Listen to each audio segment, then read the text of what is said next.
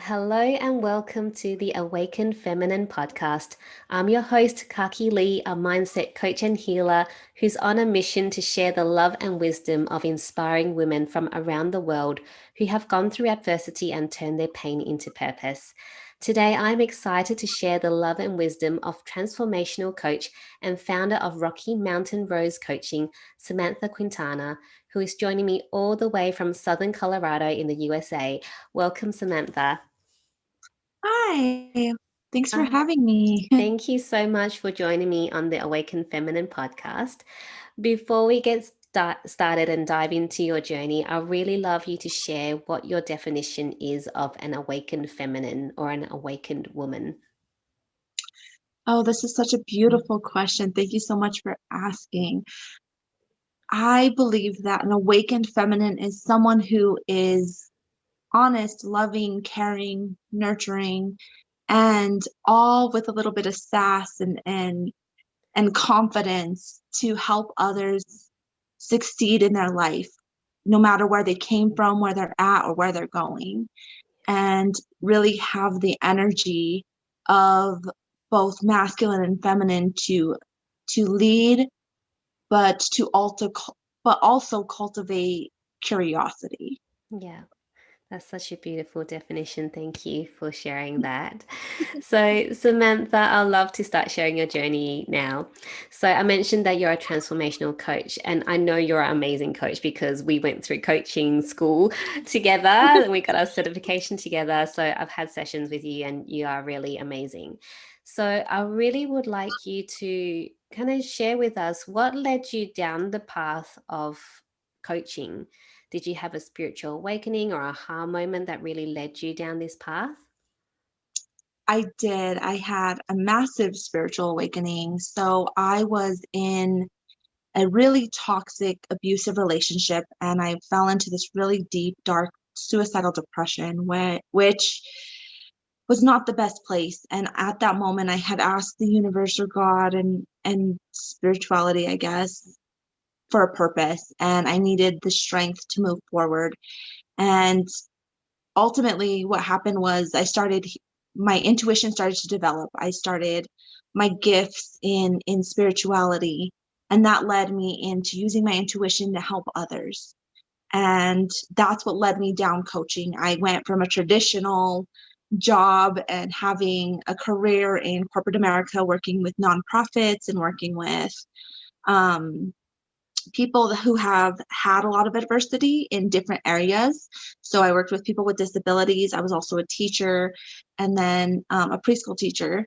So all of the jobs and careers I had prepared me for the type of work that I'm doing now. And coaching really embodies everything that I've learned and went through, and especially helping women to find their voice, to find that empowerment, that courage, and that guidance within themselves, so then they can cultivate that in their communities.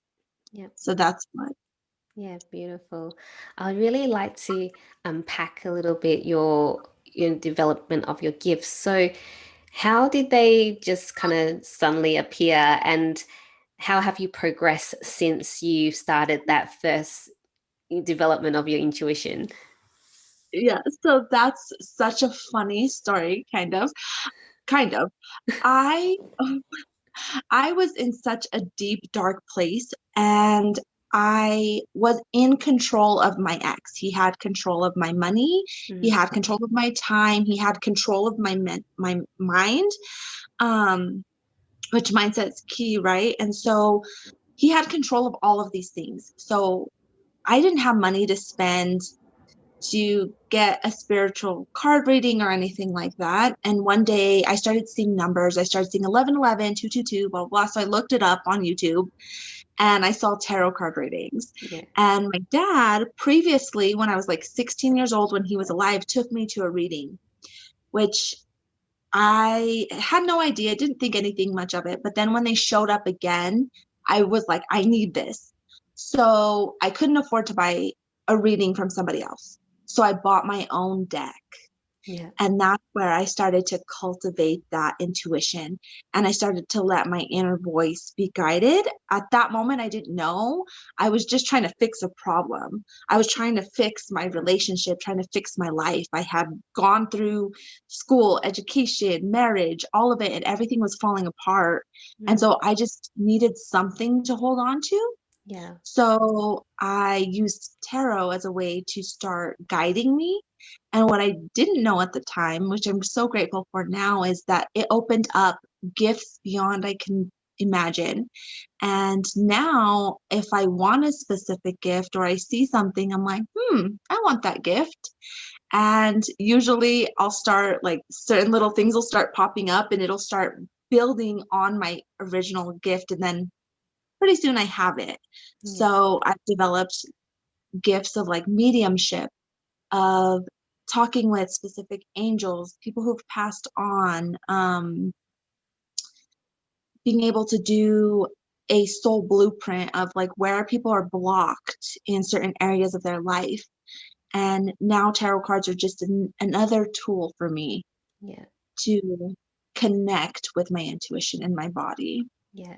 And I know you're amazing at getting messages because I've had a soul blueprint session with you and I was completely blown away by the information that you gave me. It was just like, how do you even get that?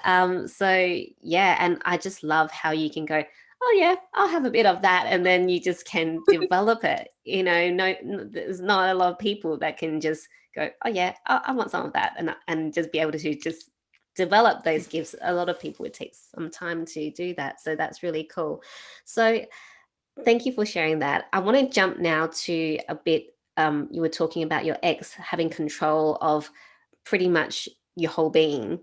So what did at that point, did you feel that he was controlling you? Like, what was going through your mind? Like, were you like, I need to get out? Or were you in this codependency where you were trying to hold on, but at the same time trying to get out? So, what was going on? So at the beginning, what stirred it all, and I didn't think anything was wrong. I was living this happy life. I had, you know, this nice house, these fancy cars. I was going to college. I was raising my kids at home. I didn't think or feel like anything was wrong until one day I came home and he had hickeys on his neck. Um, and I asked him, I was like, what is going on? Now that I look back, there was signs that he had probably been cheating on me for years, but I didn't like grasp that. I didn't want to believe it. I wasn't Yeah. ready for that. And so when he told me he cheated on me, my world blew up. I didn't understand it. I thought something was wrong with me. I thought that I wasn't enough. I didn't feel worthy. I was like, did I not have enough kids? I had already had two miscarriages before, and we have two kids together. Mm, I have three kids in total, but I had two previous miscarriages. We were trying for a girl because I have all boys, and it didn't seem like it was working, right? So I mm, was blaming myself um, for the relationship. I was like, was I spending too much time with my kids? Was I not spending enough time with him? Um, so a lot of that was my mind thinking I wasn't enough, not feeling enough, not being enough. Um, and sexually, that was a huge thing was why did he have to go get it from someone else? He was getting it from me, whenever he wanted, and so I felt like I was doing something wrong and I wasn't basically enough. And so that's what happened at first. And then um of course, the empath in me, I didn't just like even realize I was an empath until later on in my journey. And I was like, okay, well, something has to be fixed. Like, I want this relationship to work. I've been in this relationship. I was pregnant when I found out when he cheated. I was 4 months pregnant, and it was the night before we were supposed to find out what we were having, yeah. no less. And I was so nervous and angry and frustrated, but I was pregnant. I had two kids already. I didn't have a job. I was trying to see my way through college. And I didn't know, I wanted to make it work Mm, because I saw my parents who were married for 33 years before my dad passed away. My brothers, both my brothers are now married for 25 years each. And for me to see such a relationship failure, like I had never seen that before. mm, Um, so I didn't want my marriage to fail. I didn't want my relationship to fail. yeah, So my mindset was, you're tough, you're strong, you've persevered so much in your life, so much adversity already. Like I had already been through the ringer in other areas of my life. I had been a sexual assault and sexual abuse survivor yeah, from childhood. I was a teen mom. I, had learning disabilities and still made it. yeah, So I had all of this stuff and I was like, okay, I could persevere, right? That something can be fixed or I can live with this or change something to make this work for me. yeah, And it broke me even further, yeah, which, yeah, how it goes. yeah. Thank you for sharing that and really opening up. And any women or any men even in relationships where it's toxic or not working, and hearing this, you can really help them with moving on. Um, so I want to ask you. So then you were trying to fix things, and it's funny, as women we all tend to think something's wrong with us. There's is Mhm, always, what is wrong with me, what am I doing wrong? We just have this innate default to go, mhm. it's something to do with us and our self-worth and that low self-esteem. So how did you kind of work your way to really get your self-worth and your self-esteem, and knowing that it wasn't actually your fault? How did that journey go for you to come out now to being this amazing, I mean, not that you weren't amazing before, but this fully, yeah, independent women who is awakened and can just get gifts and things like that, manifest what she desires. Great question. So I ultimately was like, okay, I knew that abuse was not okay. So I tried to leave. The abuse got worse. It became physical and to a point where I was just like, I cannot do this anymore. And there was one incident that he came in. He never would abuse me physically in front of my kids. And one time he tried, and it scared me enough to walk away completely and say, I'm closing this door. I don't want my kids to see this, right? Yeah. A lot of times parents or people don't want others to see their abuse. They don't want to let anybody else see it. And for me, that was true. I didn't want my kids to see me hurting. Mm, And so that stopped at that moment. And then I started asking myself, I had a crush on this other guy, mm, right?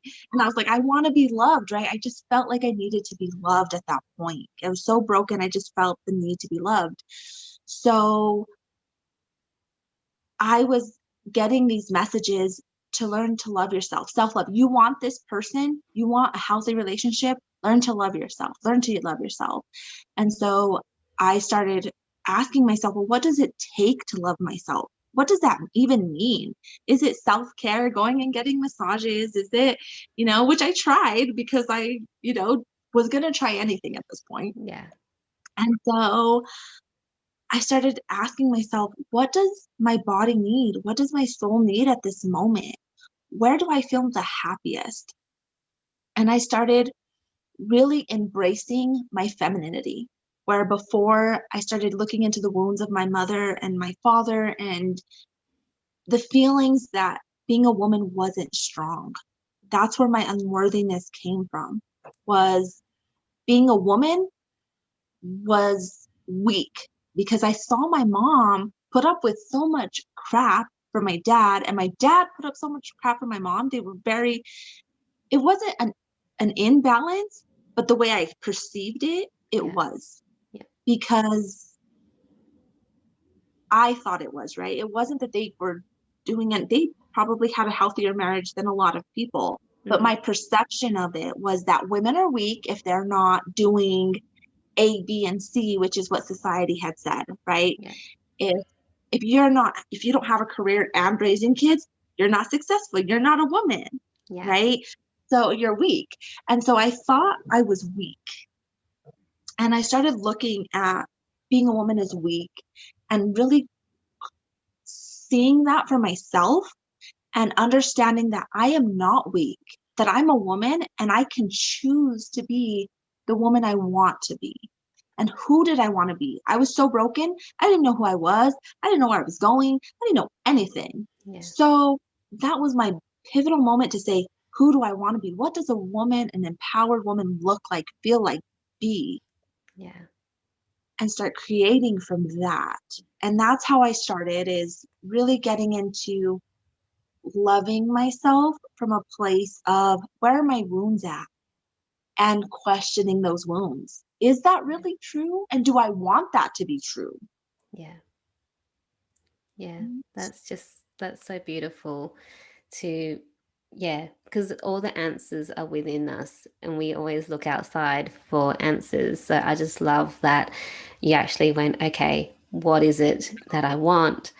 What does that person look like that I want to be? And then finding the answers within yourself to become that person. So that's really beautiful. Thank you for sharing that. So, Samantha, having, gone through what you've gone through, can you share with us in this moment, in this current chapter of your life, what is your personal mission? So, my personal mission is to allow people to love their life, to love and embrace who they were, who they are right now, and embody the person that they want to be in all areas of their life. Yeah, that's beautiful. Yeah. And you're such a great coach. So I know, your clients are getting will get amazing results.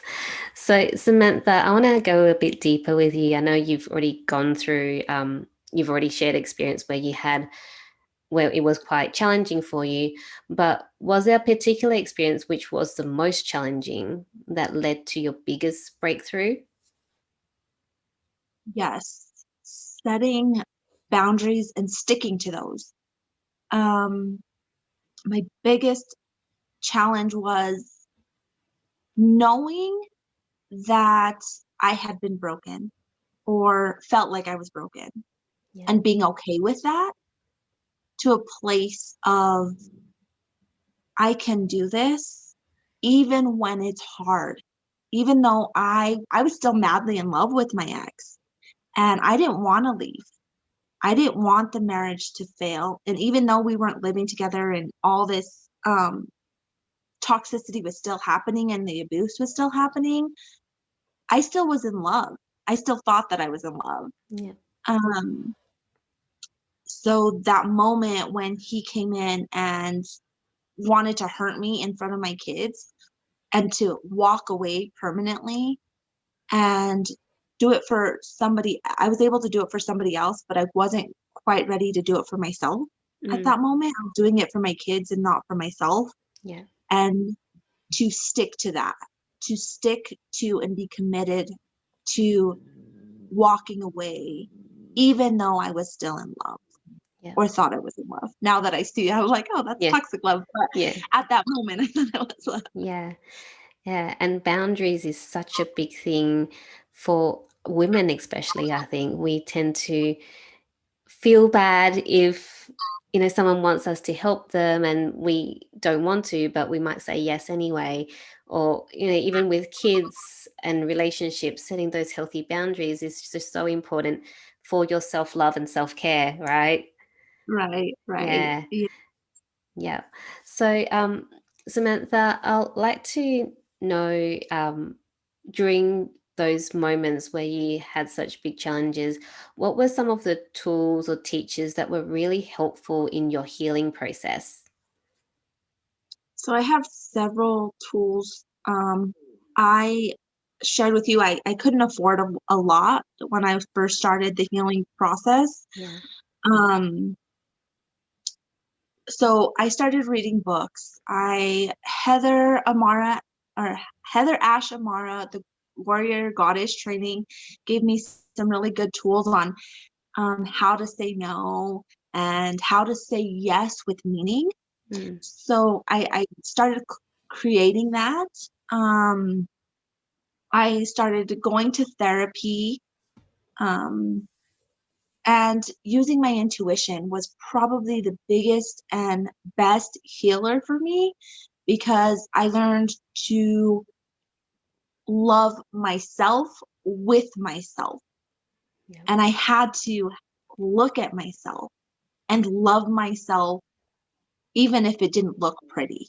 yeah, And so my intuition was one of the most beneficial tools I can ever have or give or help people create for themselves.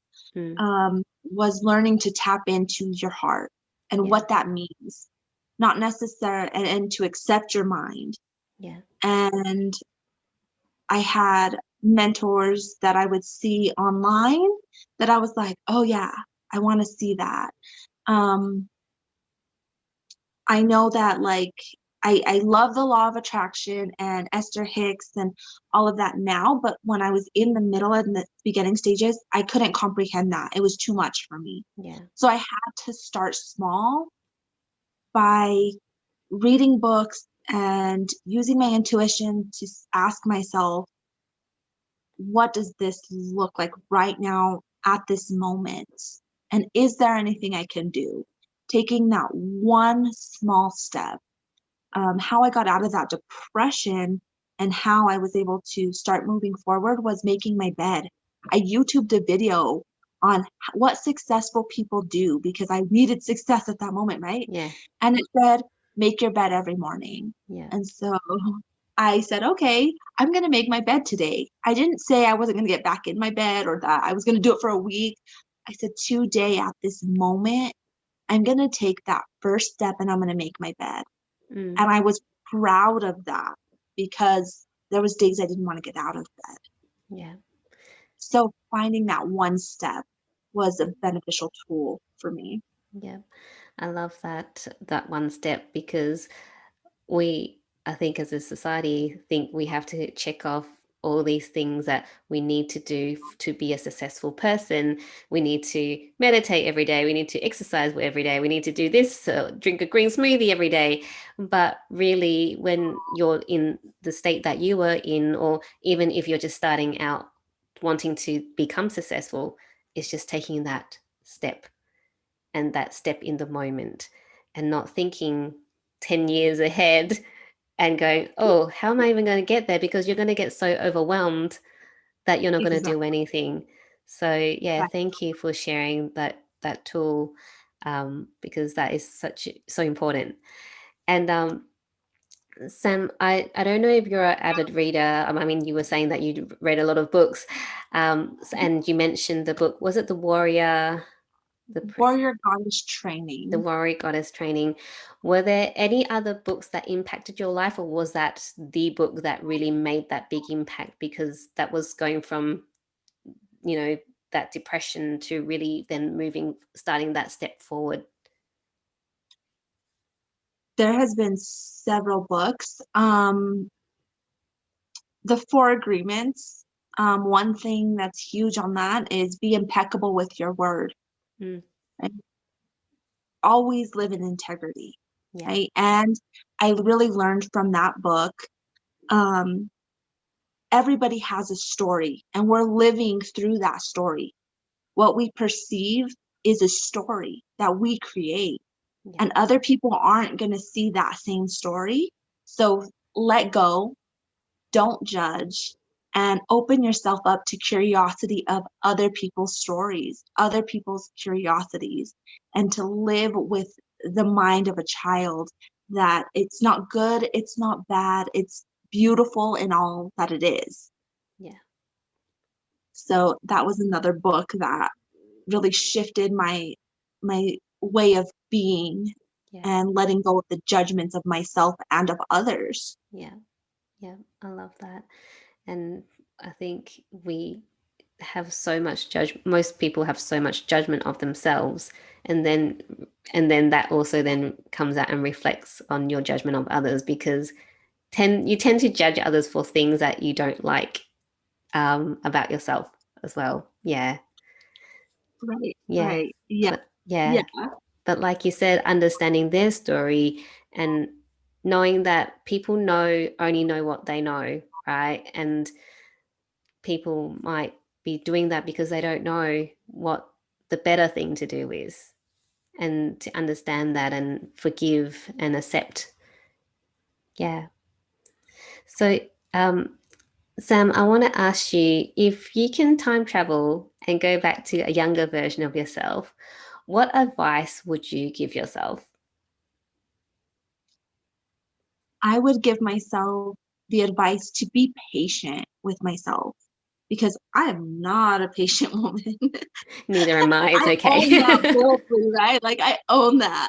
Um, in a world where you can have instant gratification, I'm that girl, right? Yeah. And I know that, I own that. But to be patient and to remind myself that I can be loved no matter where I'm at. I can be seen, I can be heard, I can be valued in whatever way I choose it to be.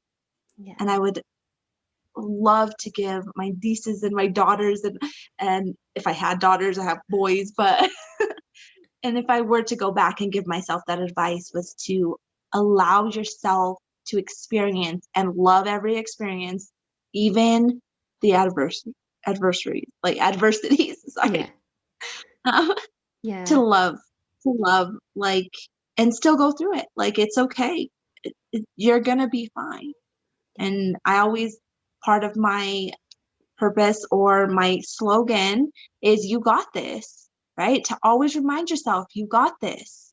Be brave, be bold, be you. You got this. Yeah. And that's what I would tell myself then. And to get through whatever life experiences I was experiencing at the time. Yeah. That's such beautiful advice. Thank you for sharing that.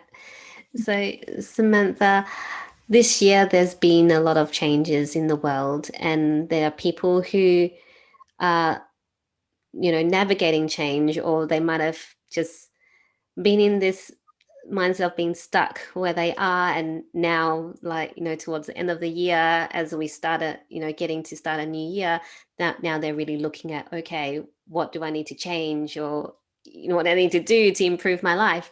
So, and with change comes a lot of fear, because it's easier to be in your comfort zone even if it's uncomfortable. So, what are some recommendations or advice that you have for these people so that they can start taking that first step to really, you know, change their life so that it looks like something that they want to experience? I would say start with the simple things. Don't overwhelm yourself with this is what a successful person looks like and is, or this is what I aspire to be. Yes, it's important to have that, but it's also important to feel where you're at right now, at this very moment. Accept you for who you are and ask yourself, what do I need right now to move myself forward? And in what direction do I want to go?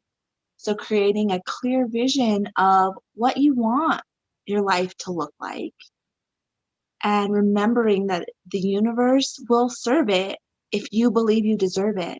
Yeah, And you just got to give the universe a little nudge, right? That's my little nudge. I was like, I'm going to nudge you in the direction I want to go. yeah, And I'm not going to be perfect, and reminding myself that it doesn't have to be. My first steps, like baby steps, aren't going to be perfect. But if I have a clear path of, I want this in my life, and I'm going to wake up every day and embody that like I already had it,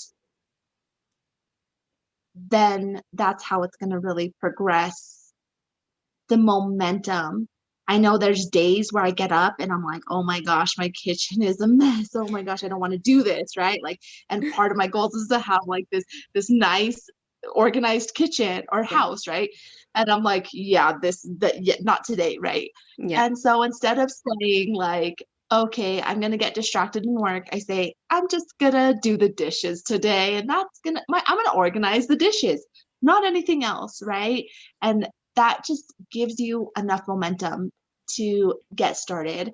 And they always say start with being 80% ready, right? You don't have to be 100% ready because you're never going to be 100% ready. Yes. So being 80% ready and like just doing something small. Like it took me like 4 hours to organize my complete. I think you're talking about reorganizing the kitchen.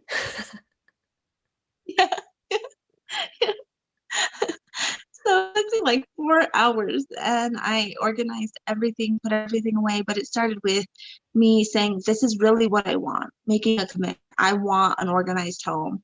And it might not be doing the whole kitchen in one day. It might just be doing the dishes that day and making sure my counters are clean. Um, Yeah. so having that clear commitment and that clear vision of where you want your life to go, Yeah. or your dreams, your goals, or your visions, whatever it is. Yeah. I Mine was love a that. clean. Yeah. I love that. And I just love how you're saying, looking at your kitchen.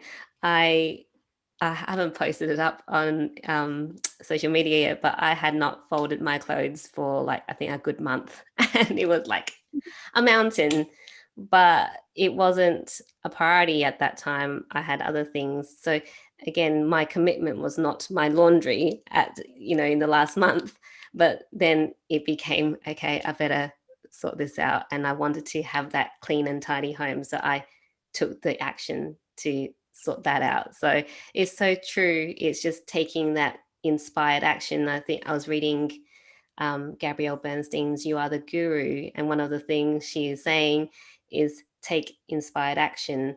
So, what is it that you want to do?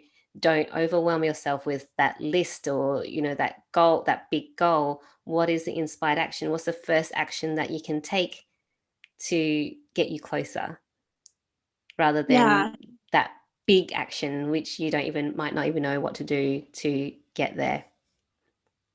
right, right. Yeah. It's really just getting out of your head and into your body Yeah. and into whatever it is, right? Just jumping, taking that leap of faith and being knowing that you're going to be okay and that whatever it is that you're doing is going to benefit you in the way that you want to go. Yeah, yeah, that's beautiful advice. Thank you for that. So, Samantha, let's take a bit of a turn. On my journey, my biggest lesson was self-love, and it's also like a big thing for you as well. So, as an awakened feminine, what are your top three go-to activities to ensure that you give yourself that self-love you deserve? So I love being in the mountains. I love nature so much. So being outside and being in nature is something that I learned that I needed. I didn't just want, but I needed. And um, with quarantine and all of that, I know they had like regulations on like being in the mountains or certain things like that. And so and my vehicle broke down, so I only had my car. So I couldn't be out in the mountains, but I learned that I can bring that to myself wherever I needed it. So that feeling of being out in the mountains and being in the fresh air, I would walk outside and I would just breathe in the air. So that for me is one thing that I need to love myself, is to be grateful for the breath that I breathe and have the fresh air and the space and the capacity to expand. Yeah, So that's my first thing that I like absolutely cannot live without. yeah, beautiful. Um, the second thing is my values, aligning my goals to my values and my actions towards that. Because I know that if I'm not living within my values, I'm going to be out of integrity.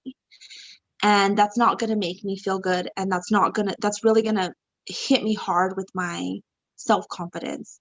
So, one of my values is speaking what I need Yeah. and what I want. And so I had to take the steps in doing that in every area of my life. Yeah. So living within my values, finding out what those were, how they fit into my life, and where they are shown in my life, and to bring that all into my daily living. Yeah.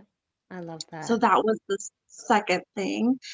Um, the third thing is honoring my life, honoring the pain, honoring my present, and honoring everything that I have accomplished or not accomplished, and being present with it so I can cultivate from that place. Yeah. So it's really about honoring who I am wherever I'm at, whatever moment I am. Yeah. So those are my Yeah. three must-haves Yeah, for so cultivating beautiful. self-love. Yeah, so beautiful. And such a beautiful way to give yourself that self love when everything aligns with. I mean, a lot of people don't even know what their values are, right? But to be able to Right. know exactly what your values are and aligning your life, everything that you do with it is such a beautiful gift to yourself because if you know your values and you're aligning with it, you're aligning with your soul, which is, just that's just love, right? So that's just Right. so beautiful and honoring being present in the moment, honoring the moment, honoring who you are, where you are in that time in your life is so important. So often we get frustrated because we're not where we want to be, but we forget to see the achievements that we've made, to get to where Yeah. you are currently so that you can continue on your journey to get to where you are. So that's so beautiful. And thank you for that. Thank you for that advice and tip for self love. And Samantha, before we wrap up, I'll really love you to share with us what is currently setting your soul on fire. Coaching. I love my business. I love cultivating love and abundance and success in like everybody's life. Like I'm enjoying every part of my life. My kids are being inspired every day by me doing random things like I'm like, I just need to shake it out today. And they're like, okay, mom, right? And so allowing myself to be me is really setting myself on fire. The more I am myself, the more I live in my authenticity, the more I get to give, the more coaching I do. That is what just lights me up. I get up every morning and it's not like, oh, I need more sleep. It's like, yes, I'm awake, I'm alive, let's do this. Yeah. And taking that step into like living in my authenticity every single day sets fire to everything that I do and brings so much passion and joy in anything that I'm doing. If I'm doing the accounting, I'm like, I'm going to do it like a boss because I taught myself how, right? Yeah. I I'm love checking that. my web. I'm going to do that. So it's bringing authenticity and my values up and to be sharing those gifts.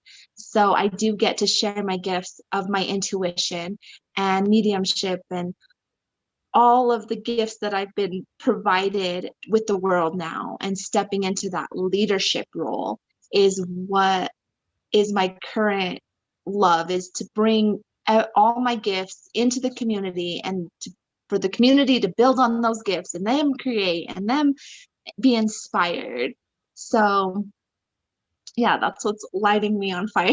Yeah, I love that. And just seeing that beautiful smile, jump across your face as you're talking, it just makes me feel so much joy that you've got these things that make you so happy and so you're so passionate about to be sharing with the world and such a beautiful gift for everyone who gets to work with you and gets to know you. So thank you for that. So Samantha, thank you so much for sharing your love and wisdom with us today. If people want to find out more about you and how they can work with you, where should they go? So there's a couple options. You can find me on Facebook or Instagram. I have a YouTube channel. It's Rocky Mountain Rose Coaching, Gloria Samantha, and that's where I do my tarot card readings. Or you can check me out on my website, and that has all of the links to like my Facebook, Instagram, YouTube, and that's www.bit.ly.com/Gloria Samantha. Beautiful. I'm going to have all your details and any recommended resources available in the show notes so people can reach out to you. Thank you so much again. Thank you. And I would like to share a special gift. So if Oh, you find me with cocky, just let me know if you can send me a message if you're on my website or you apply for one of my coaching programs or anything that you do, and I would be happy to do a free session with you, free coaching session that's an hour long, and we really go deep into what's stopping you at the moment and clearing any blocks, limitations, or if you want to learn more about your intuition, we can go into that as well. So just let me know that Cocky sent you, and I'll give you my friend referral session, which is like an hour to an hour and 15 minutes. So awesome. Thank you. So just make sure you mention, mention the Awaken Feminine podcast or mention Kaki Lee, and Samantha will be able to offer you a free session. That is so exciting. You have to jump on that. Definitely. Thank you so much, my beautiful friend. And until next time, I love you. I believe in you, and you're worth taking that first step to the life of your dreams.